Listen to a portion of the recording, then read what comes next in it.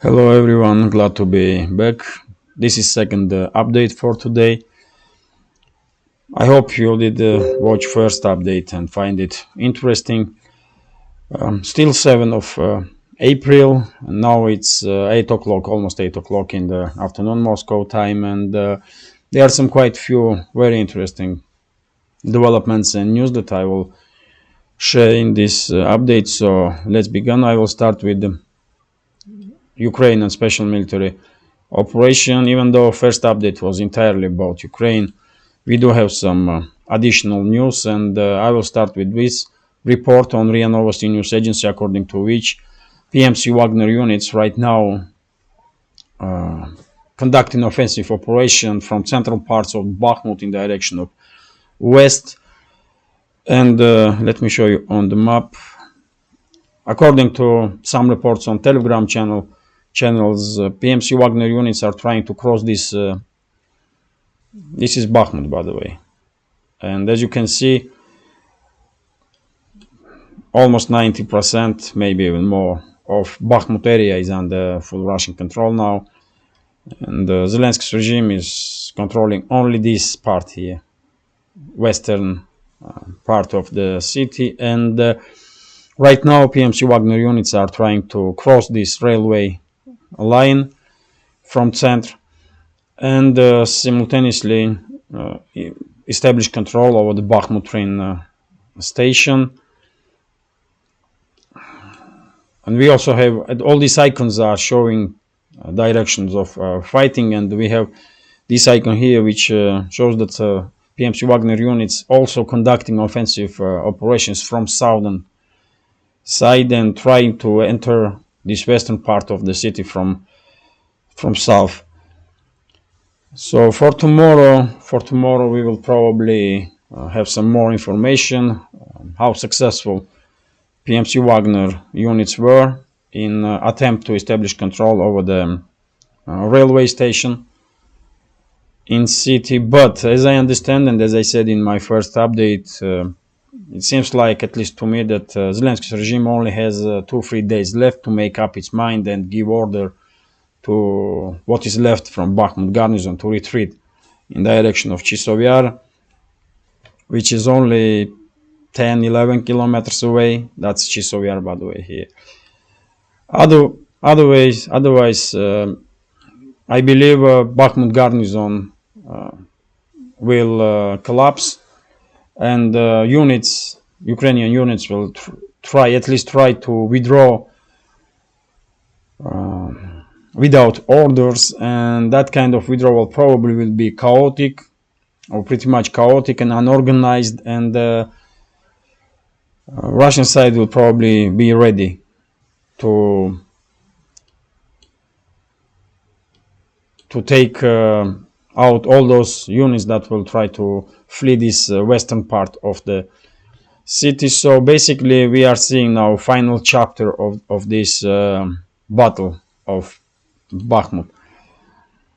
Zelensky has basically not that much choice. He have to give order to Bakhmut garnison to retreat now, or maximum in next couple of days. Otherwise, garnison will start retreating without orders and in panic mode. That's my take on this picture. Let's see how situation will develop. Let me continue now, and also RIA Novosti is reporting about statements that Blinken made. Blinken is head of State Department, U.S. State Department, and according to him, Zelensky's regime will start counteroffensive operation in coming weeks. No surprises there, of course, but what is interesting that it's U.S. officials. It's U.S. officials and time to time UK officials that are announcing some military operations of Zelensky's regime, which does shows you how much control Washington and London do have overall over the Zelensky and his militaries, his top militaries. So it's not surprised, of course. I did spoke in first update about possible direction of Zelensky's counteroffensive of Zelensky's regime, which is Kherson direction and Zaporozhye direction to cut this land bridge between Crimea and mainland Russia. I believe this counteroffensive will take place in coming days, but I also believe that Zelensky's regime will be unsuccessful, and this counteroffensive will end up being beginning of the end of Zelensky's career. Zelensky will be done after this failed counteroffensive, because I'm 100% sure this counteroffensive will fail. And then Washington probably will take out Zelensky. I'm not saying that he will be killed, or that's a possibility, of course. US Secret Service may take him out and blame Russia for it. Or more likely is that Washington probably order Ukrainian militaries to conduct regime change, and Zelensky will be forced out of office. And he will end up in Israel probably as a refugee. Let's continue now, and we have TASS news agency's report about statement that Peskov made during his interview with CNN, or it seems like. And in this interview, in this talk with the CNN's journalist, Peskov said that Russia has no doubts about US involvement in direct and indirect involvement in this conflict in Ukraine. And this answer, Peskov is a spokesperson of Russian president. Of course, you know this. And Peskov did give this answer on the question about Russian reaction on this classified information that was leaked to media about readiness of Ukrainian armed forces and US involvement in terms of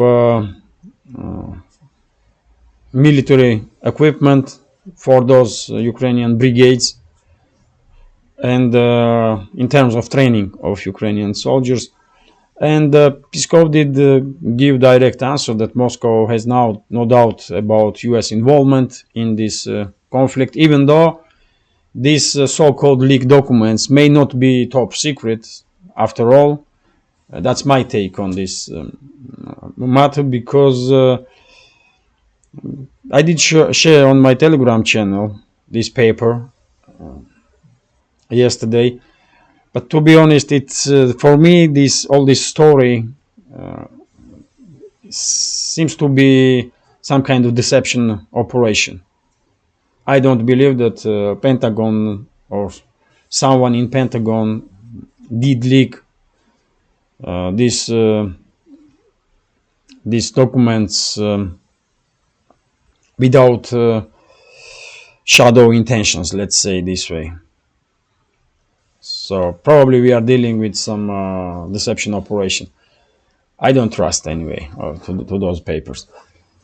And let's continue now. This is RIA Novosti's report about statements that Russian Defense Ministry did made, and this information is quite significant because Russian Defense Ministry once again did talk about US biolabs in Ukraine, and according to today's report, despite special military operation, US still continuing to conduct some work in laboratories on territory of Ukraine, and Russian Defense Ministry provide even names of US specialists that are involved in some experiments with those laboratories. And if you remember, I'm not gonna name names,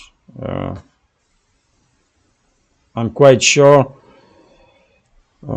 you will read this information in English language pages also, and I will translate this information and I will share it on my Telegram channel. By the way, you know YouTube, how YouTube reacts on certain points, so I have to be careful if I don't want my channel to be shut down. So I would not name names, but Russian Defense Ministry did name quite a few US specialists that are involved in work of those biolabs on Ukrainian territory. And previously, a few days ago, I also shared information from Russian Defense Ministry, which was saying that there is some diseases that were spreading in areas that US biological laboratories were based. So Russian side basically is saying that US was conducting some experiments, not just in laboratories, but also on people in Ukraine, including militaries and civilians. So quite serious allegations from Russian side, and I believe this is very, very serious, especially after worldwide lockdowns that all of us did experience just recently. So I think Western media will ignore this information, this topic entirely, of course, and Western elites will ignore it, but rest of the world is watching and listening, I believe, and they will at least take some additional steps to make sure that they are safe enough, their citizens are safe enough. Let's continue, and we have information here about talk that Putin had with the Prime Minister of Armenia, Pashinyan. As you know, relationships between Moscow and Yerevan are not at the greatest point for now, and this is happening since the Pashinyan became Prime Minister of Armenia, and there is reasoning behind it. Pashinyan is had some contact with the Soros funds, and basically many sources are saying that he's Western asset, and entire his command is Western assets, and it's not for nothing that US has the biggest embassy in the world in Armenia. Previously it was in Georgia that US had the biggest embassy, and US influence over the Georgia is unimaginably big, and I believe same is happening now in Armenia. And Pashinyan and Putin did talk about future peace deal between Armenia and Azerbaijan about Nagorno-Karabakh. And after all, if Azerbaijan and Armenia will reach some peaceful agreement between each other, with Russian help or without Russian help, whatever way, of course that will be great. That will be a great break for entire region, because Caucasus region is it's a very difficult region, and it's quite easy to destabilize every single country in this region. That's how unstable situation really is. So as you can see, Moscow is active on diplomatic fronts, just in many directions, and one of them is of course Armenia and conflict between Armenia and Azerbaijan.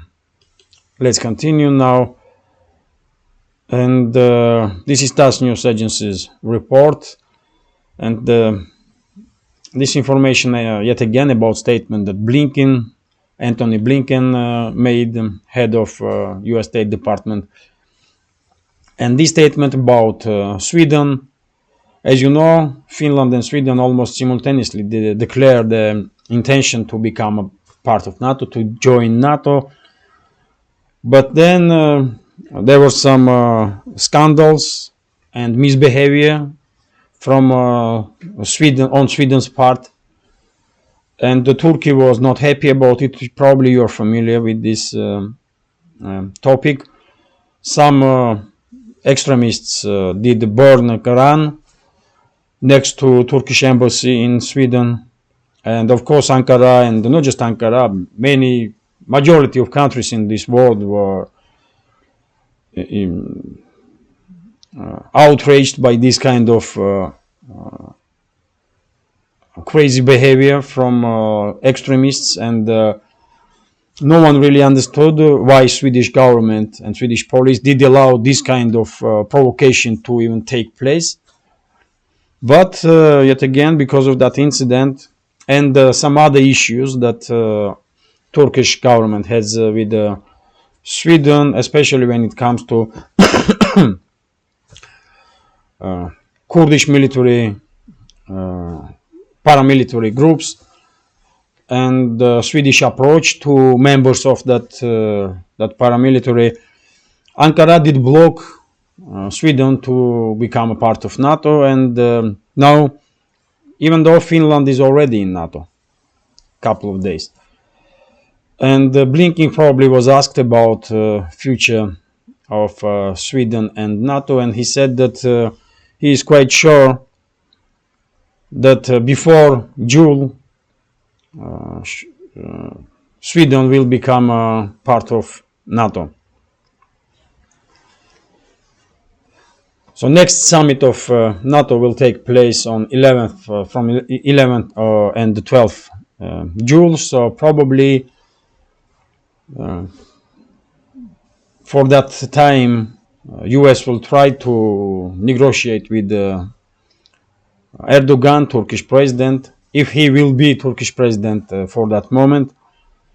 And if issues between Turkey and Sweden will be resolved, then Sweden may become a part of NATO, even though I think Swedish elites don't really want to join NATO, and they did realize that it was a mistake to make such a statement that they want to become a part of NATO. But yet again, they are under pressure, like Finland was under pressure, and I don't think they really have any choice in this case. Let's see how well situation developed. And this is Kommersant newspaper's report. This is next news, and we have statement from Serbia's president Aleksandar Vučić, and he once again stated that Serbia cannot guarantee that it will continue to stay neutral when it comes to confrontation between Western elites and Russia. And to be honest, even if Serbia will be forced to take some, to impose some sanctions, let's say, against Russia, I think, of course, no one in Russia will be happy about it, but everyone probably will understand that Serbia is in a very difficult situation. Serbia is surrounded by NATO and hostile nations, hostile states. And there is no much really that Serbian government can do right now. They don't really have a choice, and only so much pressure they can withstand. So it's if I remember correctly, this is a second or third time that Vučić is making this kind of statement, and basically he's signaling to Serbian society and Russian society that it's quite possible that Serbia will be forced to impose some sanctions on Russia in the foreseeable future. And as I said, no one will be happy about it if this will happen in Russia, and even in Serbia, I believe. But after all, everyone will understand that Serbia was forced to do so. So there will be no hard feelings towards Serbia. I'm quite sure about this. And let's continue. And this news is also interesting. China did sanction some U.S. Organizations over the Taiwan issue. As you know,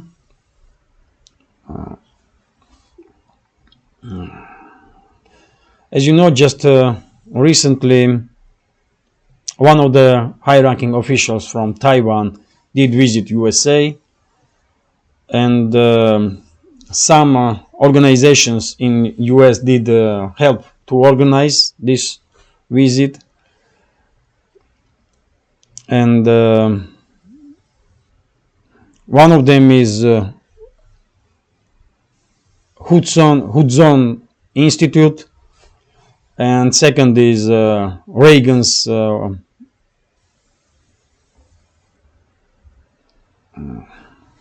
let me translate this if I may. Just a sec. And so Chinese authorities on Friday announced counter-sanctions against the Hudson Institute and the Reagan Library due to violation of the One China principle, the Chinese Foreign Ministry said in a statement. And let me translate rest of this information also. So, according to statement released on the Chinese Foreign Ministry's official website on Friday, the organization provided Taiwanese chief sanctioned organizations provided Taiwanese chief executive Tsai Ing-wen in the United States with a platform and convenience to engage in separatist activities, thereby seriously violating the One China principle and provisions of the three joint Chinese-American communiques. According to the Foreign Ministry, these actions have caused serious damage to the sovereignty and territorial integrity of China. So China is very serious always when it comes to Taiwan, and this person, Taiwanese chief executive Tsai Ing-wen, I believe she's the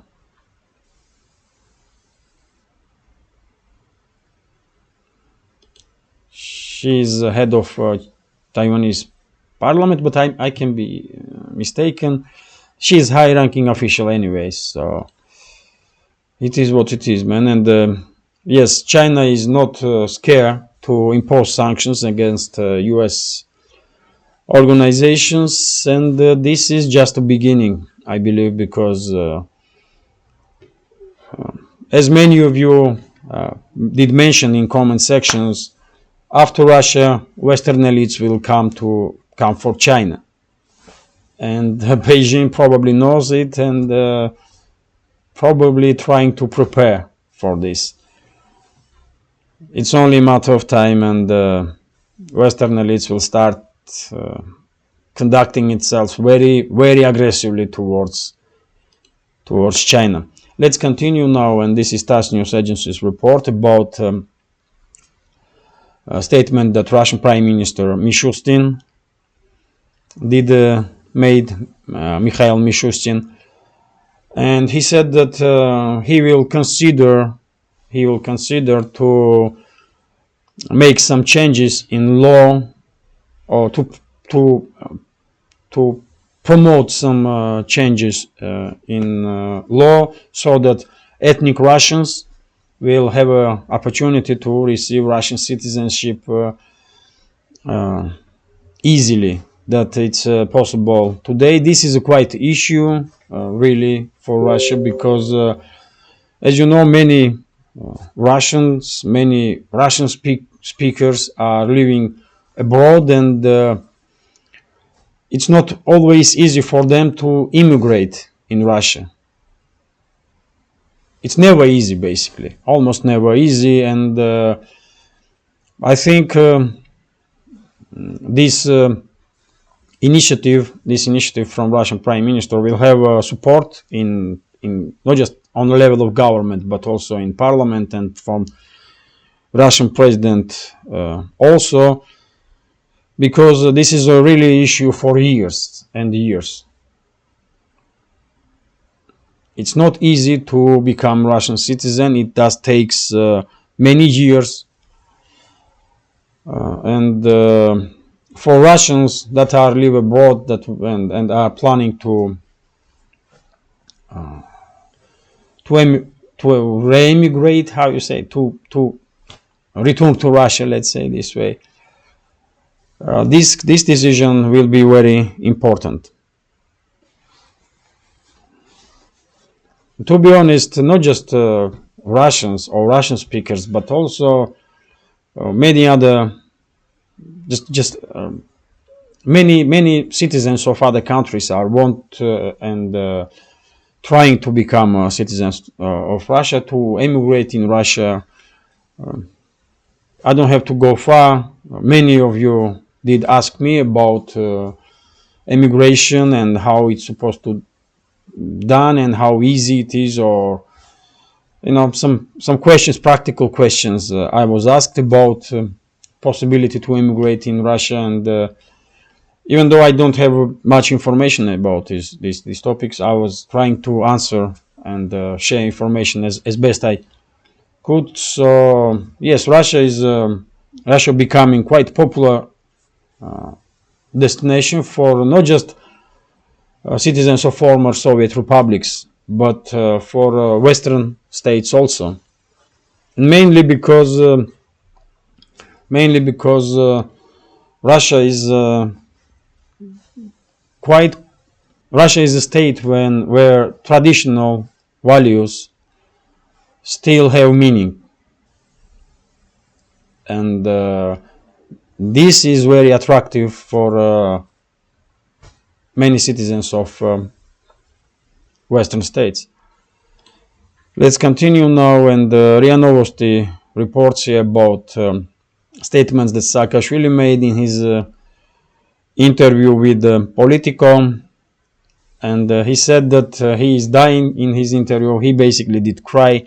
This war criminal is using all opportunity to somehow damage Georgia, and he did said in his interview that when he returned to Georgia, and by the way, he did return to Georgia illegally, he crossed border illegally in Georgia, and no one take Georgian citizenship from him. He himself said no to Georgian citizenship so that he can become a Ukrainian citizen and then Ukrainian official, and he was governor of Odesa region for quite some time.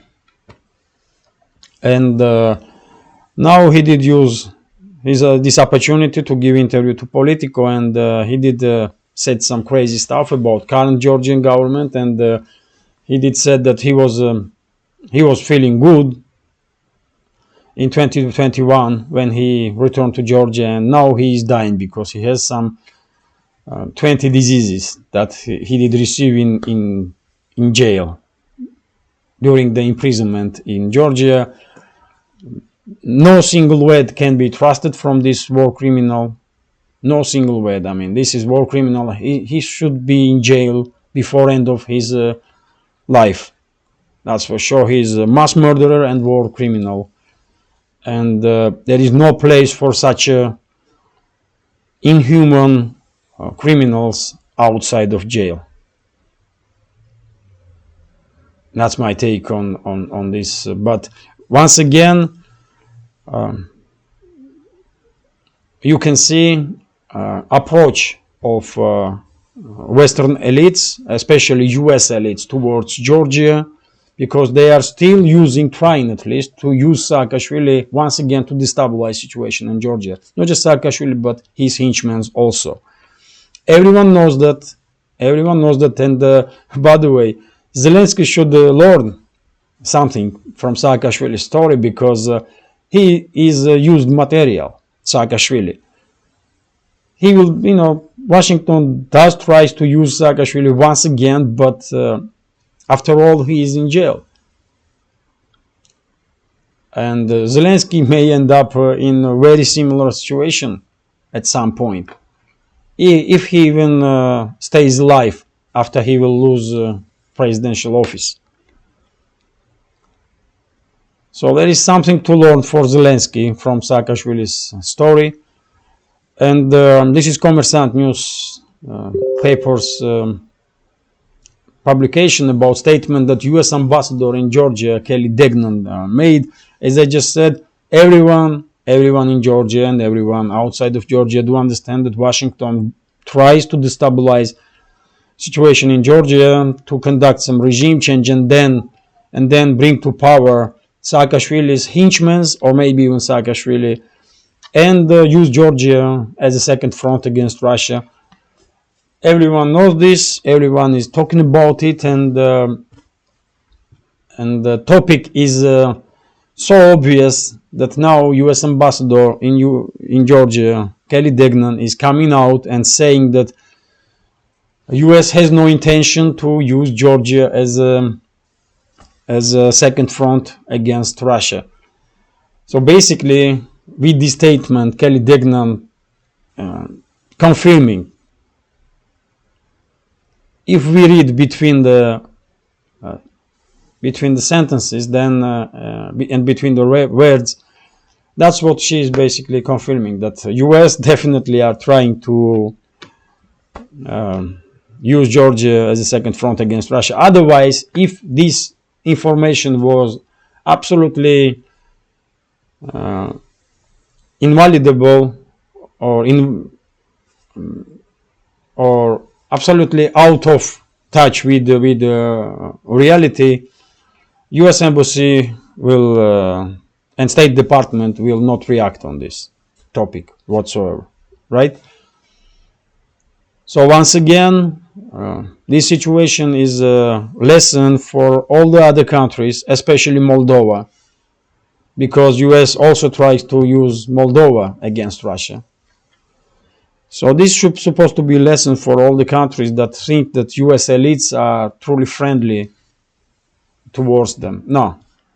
U.S. elites will use everything and everyone to achieve their goals. And that was proven many, many times. Let's continue. And a few more informations about some economical development. And we have quite optimistic information from World Bank. You may not believe this, but World Bank did improve its own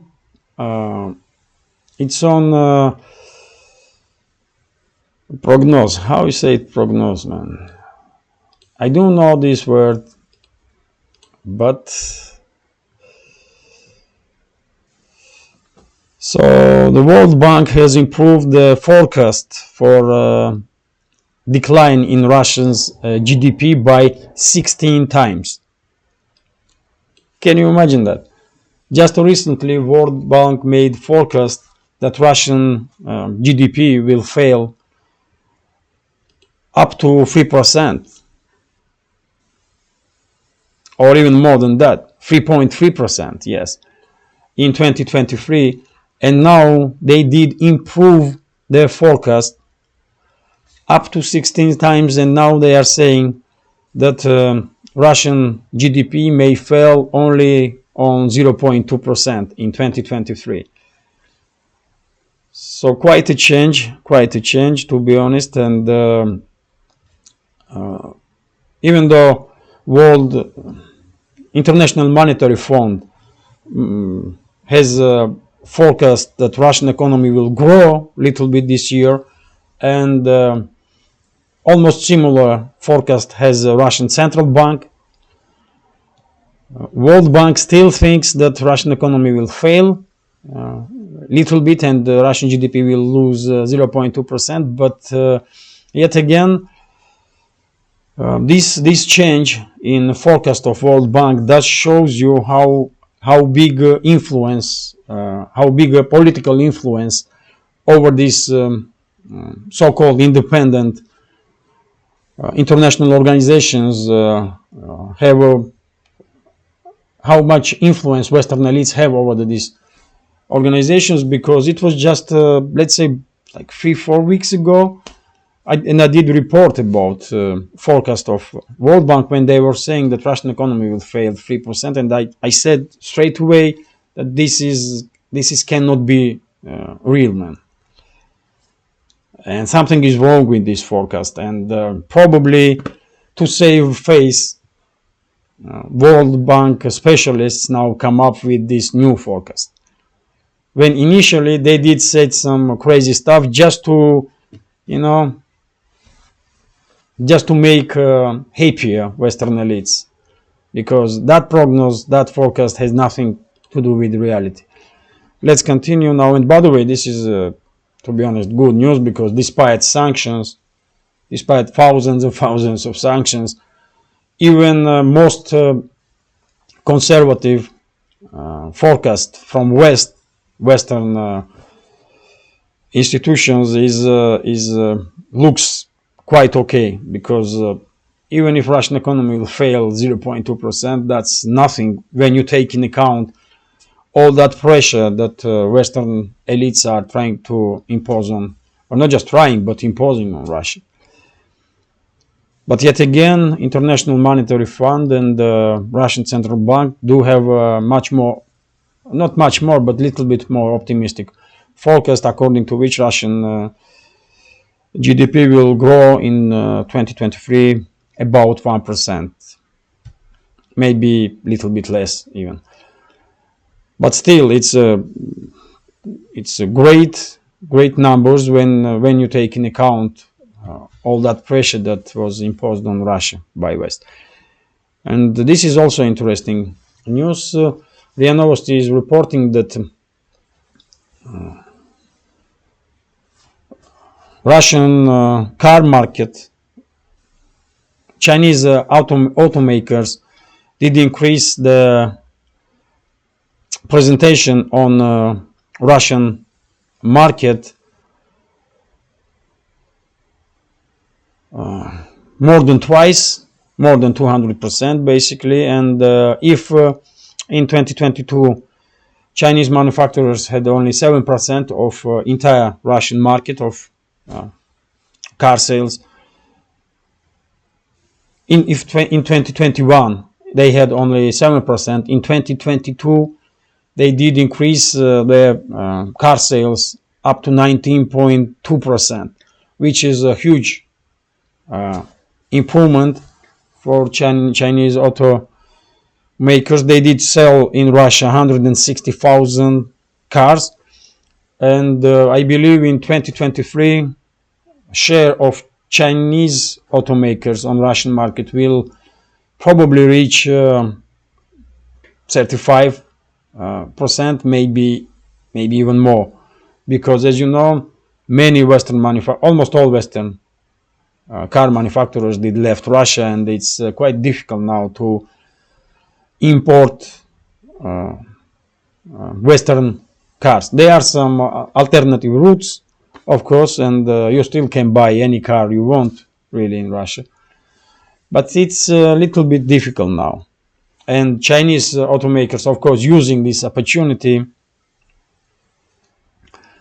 and they will probably increase the margin, their share on Russian market up to 30, maybe 40%.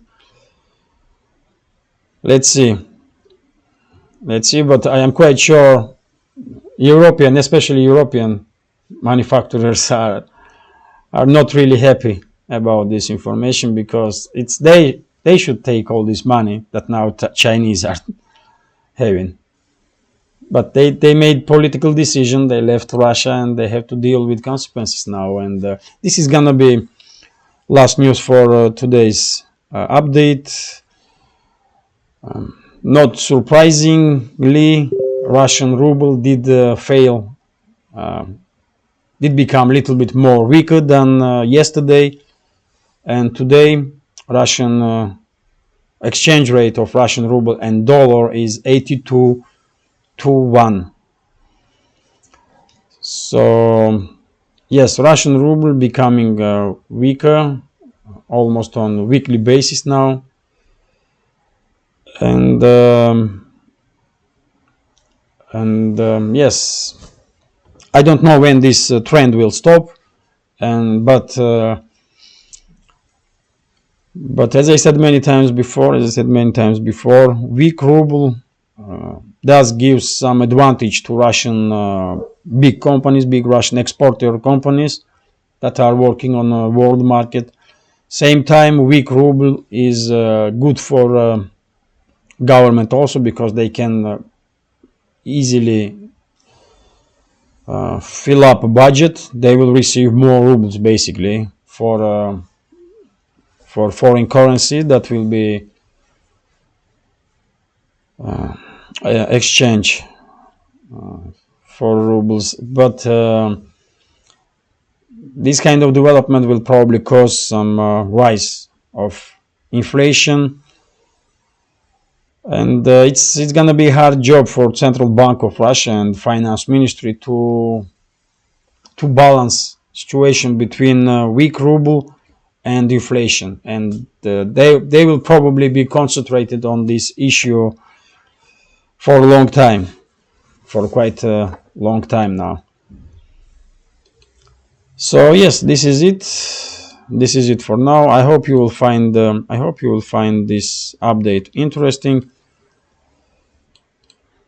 and if so, please hit that like button. Leave some commentary about any topic you like, and if you can, please share links to my videos or my channel with your friends on Facebook, Twitter, Telegram, or any other platform that you are active on.